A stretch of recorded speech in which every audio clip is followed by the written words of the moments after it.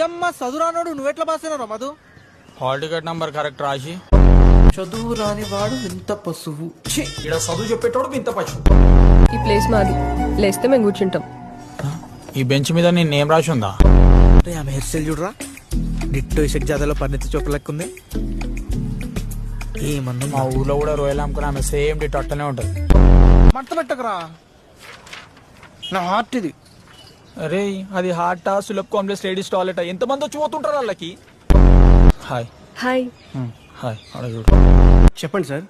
Hello sir, ఇలా నా number change చేశాను, ఇది నా కొత్త నంబర్, సేవ్ చేసుకోండి. ఏమైనా అప్డేట్స్ ఏమైనా ఉంటే పంపించండి. ఇంతకీ మీ పాత నెంబర్కి ఏమైంది సార్? అంటే మీ కోచింగ్ సెంటర్ ఫీజు కట్టడానికి కూడా దగ్గర అప్పు చేశాను నేను. ఆడు ఫోన్ చేసి చంపేస్తున్నాడు, అందుకే నంబర్ చేంజ్ చేసేసాను. నాకు అర్థమైందిరా, అమ్మాయిలకి మంచి చదువు మంచి ఉద్యోగం బాగా డబ్బులు ఉంటే చాలు. అదే ఆంటీలకి మంచి మనసు ఉంటే సరిపోతుంది.